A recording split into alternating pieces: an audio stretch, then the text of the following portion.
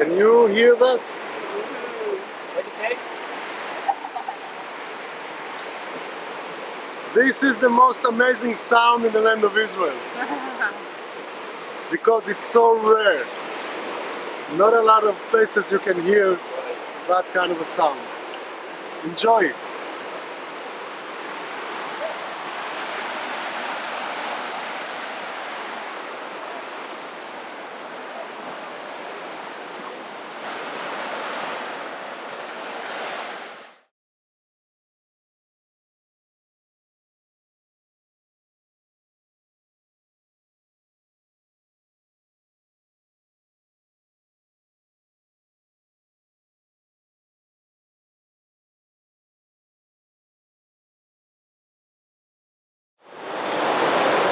This area is too green for me. Burns my eyes. Us people here in the land of Israel are not used for so many green trees and vegetation.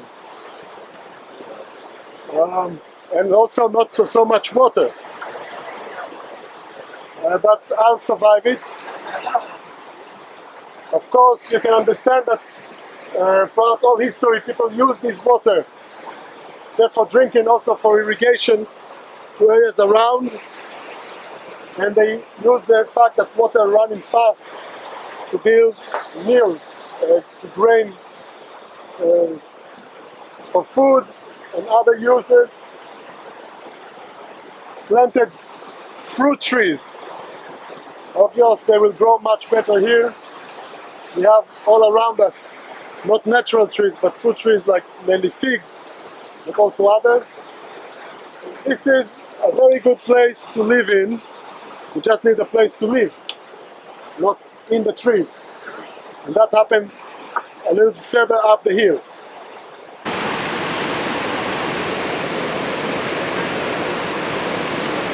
Can you hear that?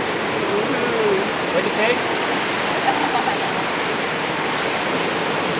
This is the most amazing sound in the land of Israel. Because it's so rare.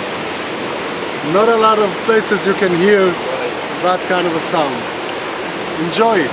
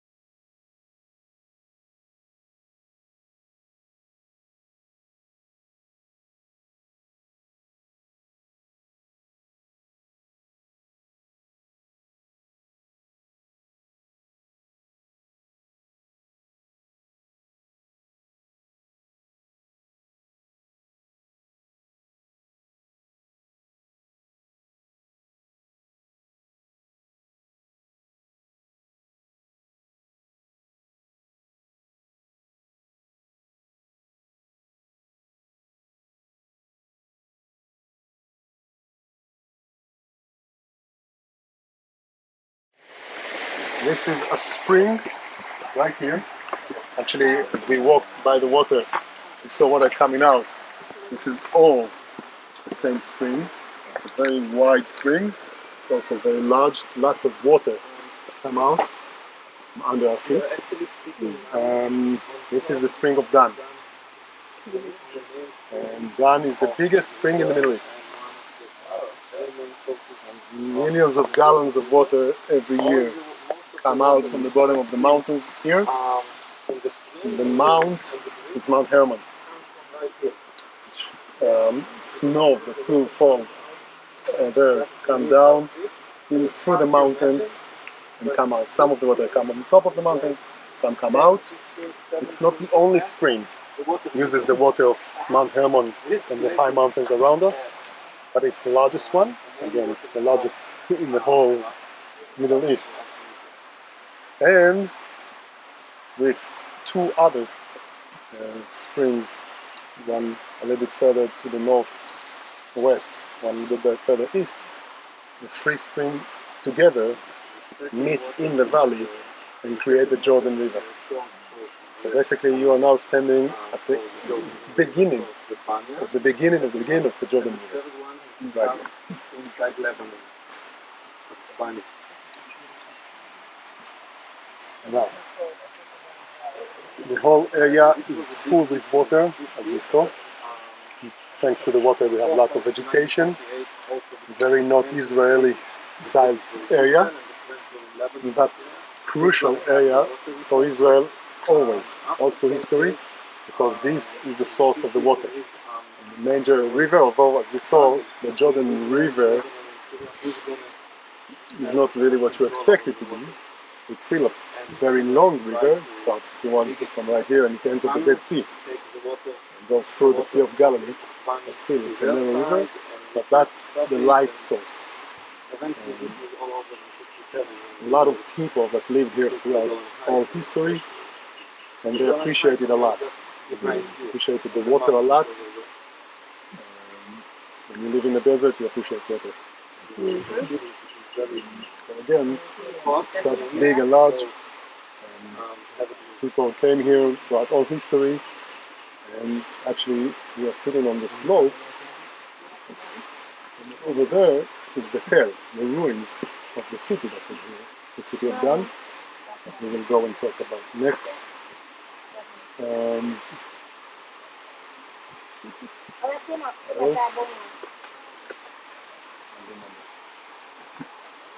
Basically, that's the idea. Most important spring, Dan. Over there, there's a little bit of information how much water. 200 something million.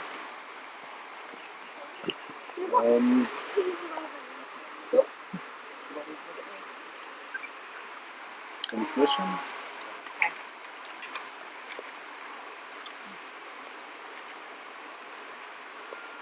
If you change this, turn it off and turn it back on. Again, a spring. Water comes from underneath of it over there, and that's what creates the big river that you saw as we walked all the way here. This is the spring of Dan, and this is only a small part of it. All along the way, water come out from the hillside here, and far down in the slopes of the Mount Hermon, but still more or less the same water sources. This is the second out of the three major springs. Second in our day today, but number one. That's the largest spring in the Middle East. The largest in the whole Middle East. Sounds like a big thing, but remember, 90% of the Middle East is desert. Still, the sign over there says 240 million cubic meters a year. A lot of water. A lot of water. As I said, the source of life to everybody in this land.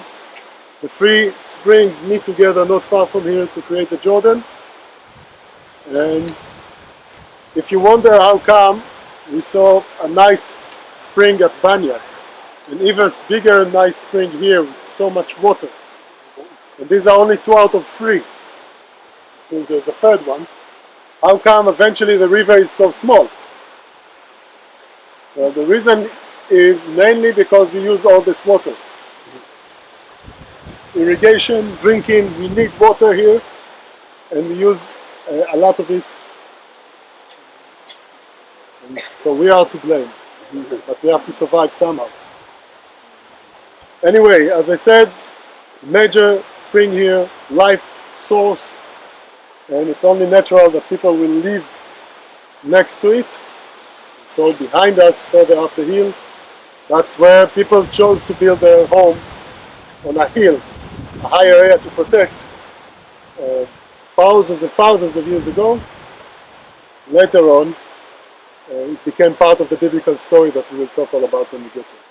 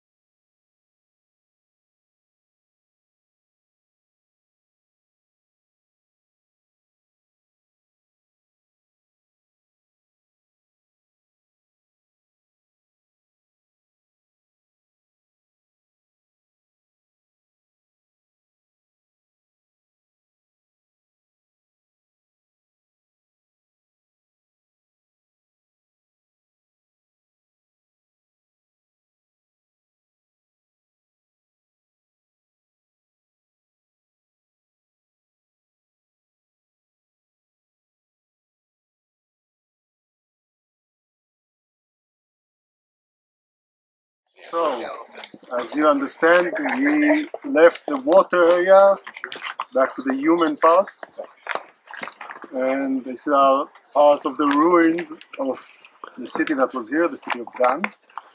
This is a very, very important area that was found in Dan, luckily for the archaeologists. Yeah. Very lucky, it's not easy, it's a pretty big tale to find this huge stage that you see on the stairs leading up to. Obviously a worship area. You can see that they found a huge altar right here. They didn't find the altar. It's made from iron, so you understand that it's new.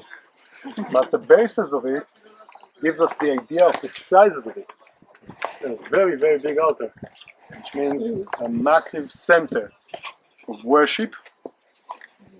And the timeline also is very close, you can say accurate to the biblical timeline, to say that this area was built in the biblical, if you talk about the Bible, the time where they split the kingdoms between Judea and Israel. It gives us a direct connection to Jeroboam, who split the kingdom and said to his people, you do not have to go to Jerusalem anymore, we will build a temple to God in Dan. So, although again we didn't find the graffiti, I was here Jeroboam, still we believe that this is the worship area of the central worship area of the whole kingdom, one of two of them. In the time of the Israelites, not only from that period of time they found stuff here, but that's the major part, and that's a direct link to the Bible, which I'm sure you do much better than me, the connection. Who said that this is the best seat or the worst seat? If we are talking about temple style, like the Jerusalem temple style structure here, maybe you need now to play and sing songs, because you are the Levites on the staircase.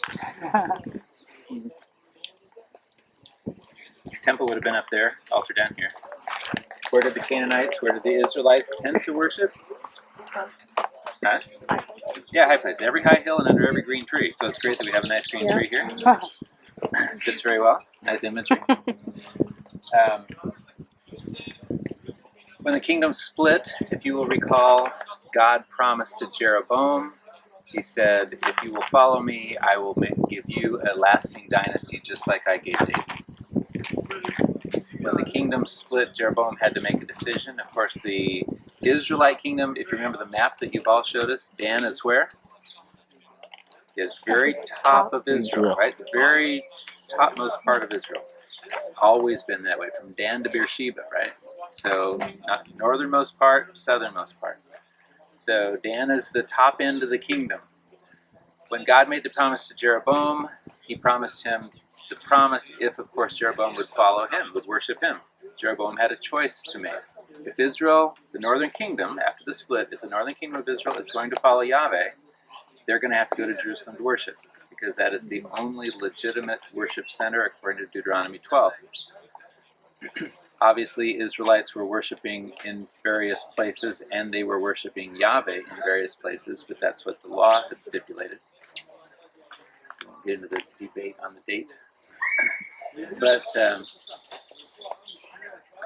when he made that choice, then he is thinking in his heart, but if they go down to Jerusalem, they'll leave me and I won't have my power. So the question is, what is he going to trust?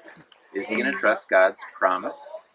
Or is he going to try to work it out for himself? Well, he thought he had a compromise. The golden calf. And I guess you all understand this, but I'll emphasize it anyway. Sorry. What Jeroboam does is not leading 10 tribes to worship other gods. For them, they keep worshiping God, Jehovah, but in the wrong place. When he's doing the golden calf, he's doing it on purpose, because when Aaron does that in the desert, he says to the people, this is your God. These are your gods. Something like that, right? That's correct. Which means that for Aaron, this is a formation of God to help the people understand what is God, Jehovah. And for him, that's what he can represent God with, the golden calf. So when Jeroboam is doing it here, many, many years later, he's saying to the people, you're not going to worship a golden calf. You're going to worship Jehovah. Right here. You don't need to go to Jerusalem, not because it's a different God over there. It's the same God over here. And that's, I think, even worse, because he's misleading them to think that they are still worshiping God, Jehovah, right here where we are. But God specifically said that you can do that only in Jerusalem. So, as I said, he's taking these 10 tribes away from God by telling them that they are following God. That's, I think, even worse. So that's one thing. And the second thing, the history before that. The Bible relates to the people of Dan as very bad people.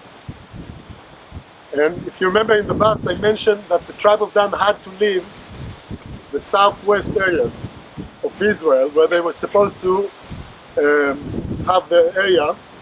They couldn't take it because the Philistines were there. We'll talk more about it later in the tour when we get to that area. And then they decide to move and find a different place. And they send a few guys, to search the land, to find the place. And these guys find the city that was here called Laish. But as they go, they want to have priests. And they find a guy, a Levite guy, in the tribe of Levi, which means a priest, or almost a priest, that is worshipping, again, not in Jerusalem, worshipping in a private house. The story is about a man that stole his mother's money. And he goes back and he takes this money and gives it to her. With that money, they build an altar and they find a Levite guy that found himself outcast. And they tell him, come and be our priest. He's not allowed to be a priest. But then be our priest. And he's doing that. And so this is, the whole story starts with corruption and stealing. And again, worshipping in the wrong place, in the wrong time, by the wrong person. And this is the person that the tribe of Dan is taking with them to come here. And they make him the high priest of this place. After they all come with him and they conquer the city. And even conquering the city, although it was not an Israelite city, the city of Laish, the Bible says that the people here were quiet, peaceful people. Basically saying there was no reason to conquer them and there was no intention to do that. So the tribe of Dan is leaving the area they were supposed to be located in, and they take a people that they were not supposed to take, destroy them, and they bring a priesthood that is not a priesthood to the wrong place. So the whole thing to begin with is a big mistake, and it comes all the way to the end where they build what you see around you, which is a major worship area, maybe to the right idea of God, but definitely in the wrong place, in the wrong ideology. That's two more things I wanted to add. We're going back to modern times, and I'm going to try and figure it all out, because you're looking at three different states where you sit right here. You're located in Israel. Basically, if you look backwards, is Israel, so a little bit to each direction. But if you look far north, that's already Lebanon. and the northeast is Syria. Now, this is a border place. We are at the end of Israel. Someone is looking for me. Hello. Dachuf? Bye. No, it would be important, the office or something like this case. Anyway, at the end of the First World War, as I said, the British Army conquered the land of Israel from the Ottomanians, from the Turks. Egypt and the land of Israel, and also the southern areas, today Jordan. The French army conquered Lebanon and Syria. And that was the end of the war. After the war, since the British army got the control over the land of Israel from the League of Nations, and the French got Lebanon and Syria from the League of Nations, they both have mandates to run the place. They sat down together and they decided on the borders between them. What will be the borders between the two mandates? The Brits, I guess, were a little stronger in this negotiation, demanded to have all the water in their possession. So they marked the lines, basically covering this area where we are, because this is the source of all the water, right? So the spring of Dan right there had to be inside the British mandate, along with other sources of the Jordan, and of course the whole Jordan River and the Sea of Galilee far south, all of it had to be part of the British mandate. They also use the Bible a little bit, because the Bible says from Dan till Beersheba, so Dan has to be part of this land. The French agreed to that, and then they sat down and they opened the map and they drew the line. Basically means that the springs of Dan will be in the British side. But there was a problem. They drew the line with a pencil on the map. But when you take the map and you spread it to real life, to the real place, the pencil line is 130 meters. So where is the border? And this is the 130 meters are down here, this area.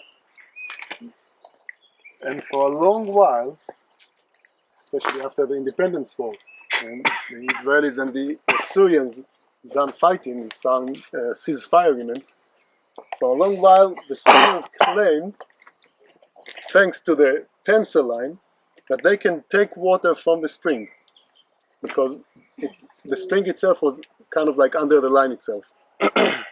And they fortified this area. Straight ahead over there was a nice small Syrian army base right there, and they had a line over there going towards this area.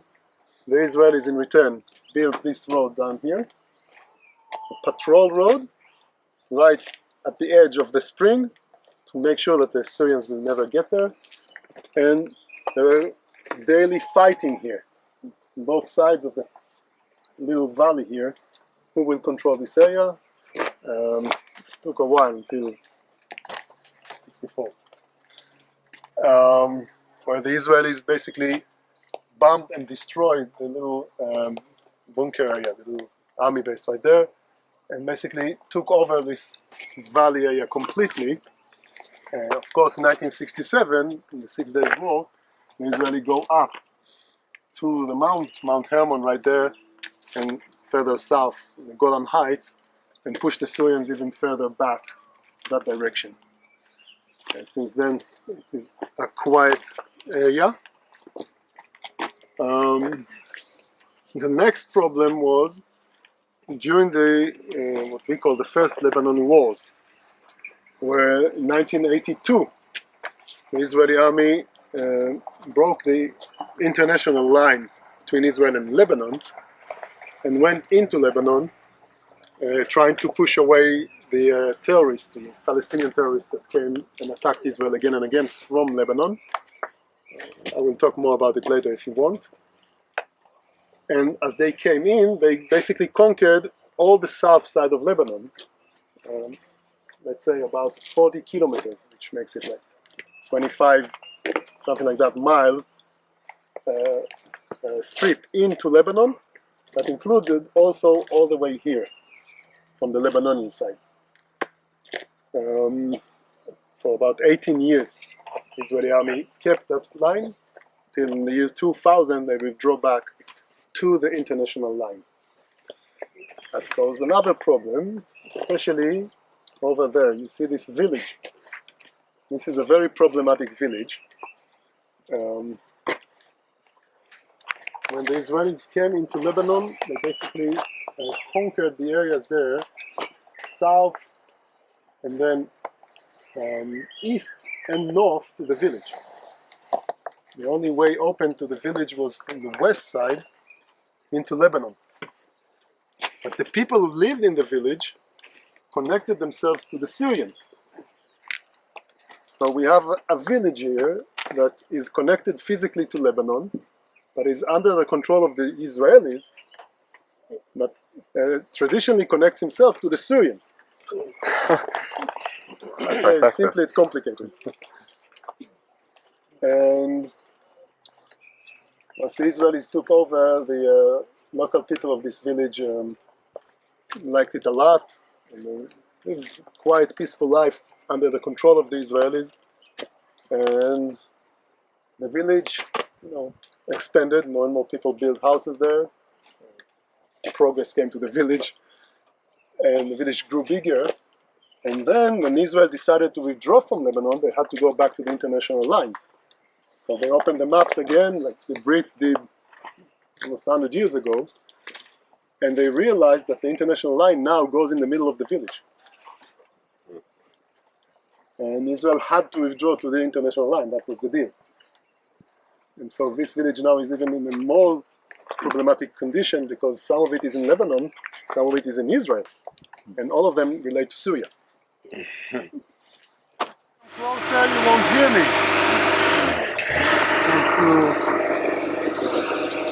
Now, I don't know if you pay attention to that. I guess not necessarily, but if I will say it, you may understand what I'm talking about.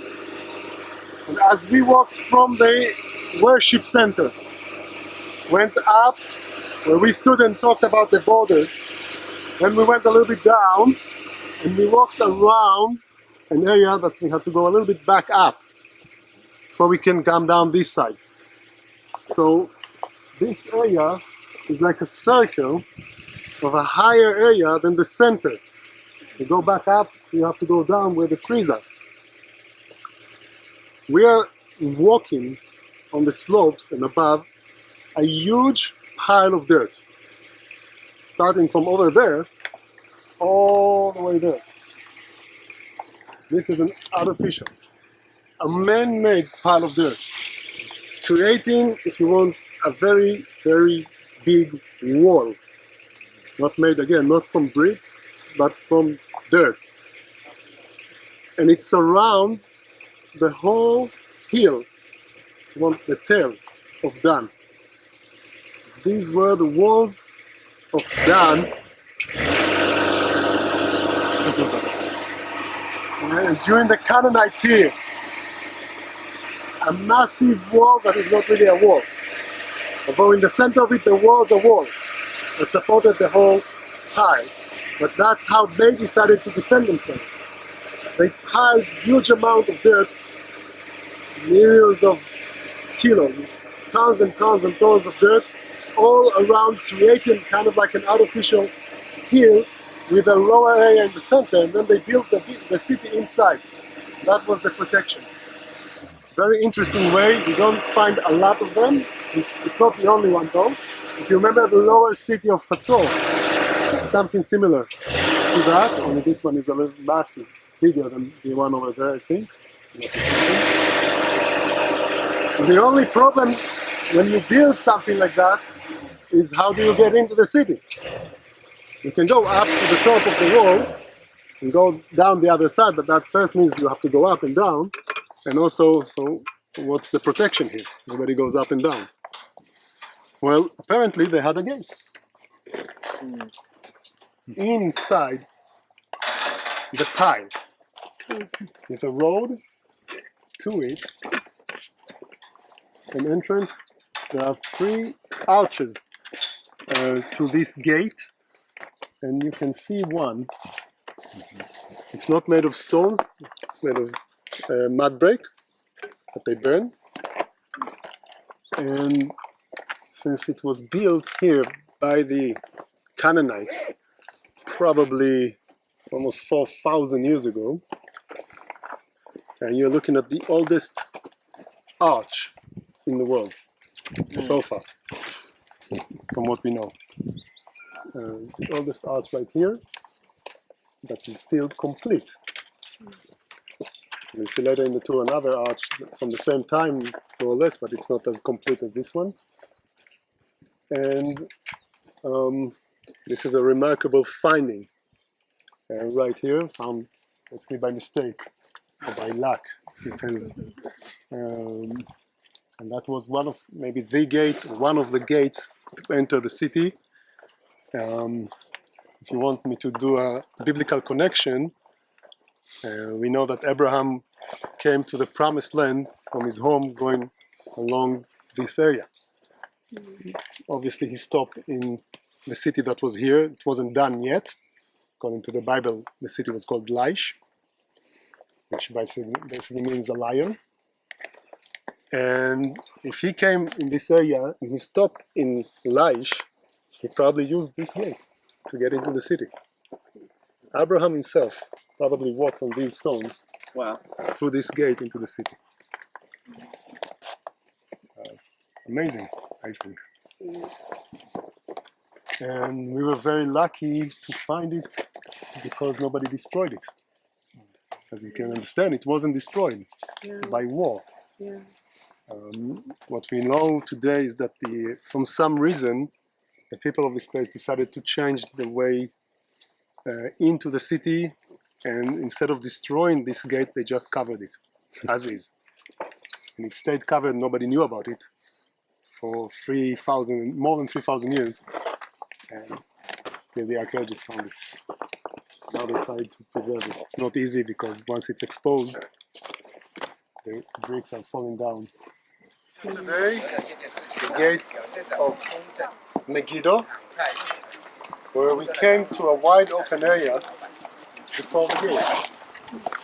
This is a little different. It's also different timing because this is from the Israelite period, Iron Age if you like. But the idea is the same. A wide open area right before the gate.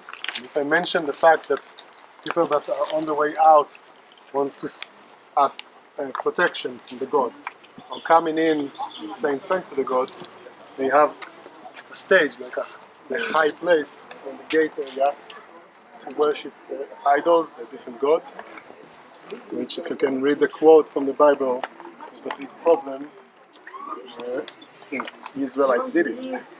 Tribes of Israel were supposed to follow God in Jerusalem, and so it was destroyed later by the king, Judea, not necessarily all the way here, but the archaeologists found it, so we now can see basically how it looked like and the connection with the high place and the gate area. Now, these walls and gate were built here by the Israelites after the destruction of the Canaanite city, no longer using the very, very thick pile of dirt, but build a wall on the pile. But a wall, very nice, big, strong gate. This is just the first gate with a combination of a couple of them, and then you still have to go up to the top of the hill. There is another gate up there, and only then you can go into the city. Talking about 2 towers right here, and a much higher wall all around. Wooden, basically 2 wooden doors on both sides, and if you look down, you can see where the wooden log is stuck. used as a Hinge. hinge. Hinge. Okay, to open and close the door, just to make sure that the door will not go further this way. There is a little high stone here that stopped it, both doors.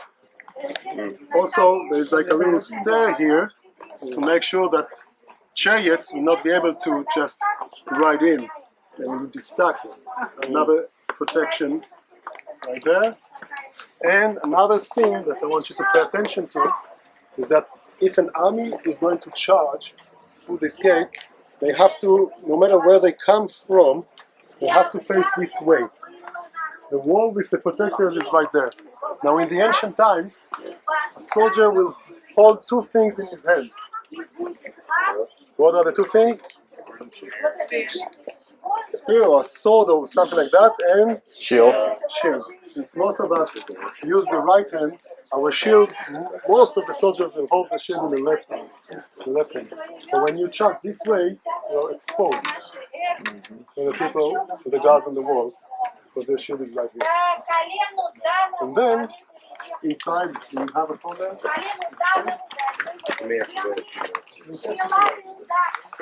You can grab it. Sorry, my bad.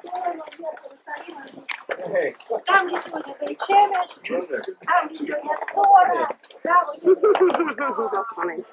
И земли были хорошие и маленькие.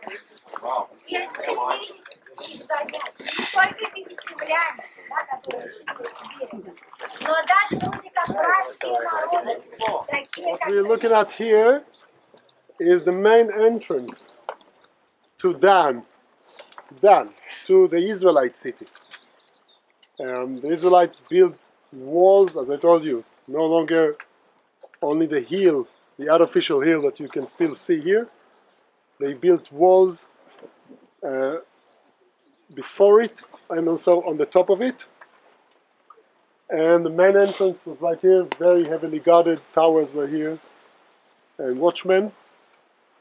But as we saw in Megiddo, the same idea of an entrance, a wide open area right before the gate, much bigger of course right here, and the gateway, there is a whole structure here that is the whole gateway with rooms for the guards and the towers. In this case, going further up, there was another gate, a double gate, and again, as I mentioned in Megiddo, here you can really see a high place right there, a little corner where people can leave statues, put their statues and pray for them. Remember, before you go to a journey and when you came back, ask for safety and thanks for the safety. So that's a high place right there, and that's about it. One thing that is important to know is that while the archaeologists dug here and found all this, they found also a stone that someone wrote on it, an engraving on the stone, a very ancient one, from the biblical times, Old Testament times, and it's only half of it, the inscription, but it said something. It's related, by the way, to one of the kings further east, and it says something about the house of David, or it says the house of Daoud, or something like that, and it was discovered right here. So far, the only archaeological connection to David. So far. That's it. But this is the gate area. One gate right here, another one over there. As I say, you go up, there's a third one that you have to cross. But right here is a wide open area. The tree wasn't here then. It's a newer tree. It's a wider open area inside the gate house, if you want, the gate structure. And again, the Bible tells us, as I mentioned yesterday as well, that the gateway was Это был, the где были area where the ной, action took place.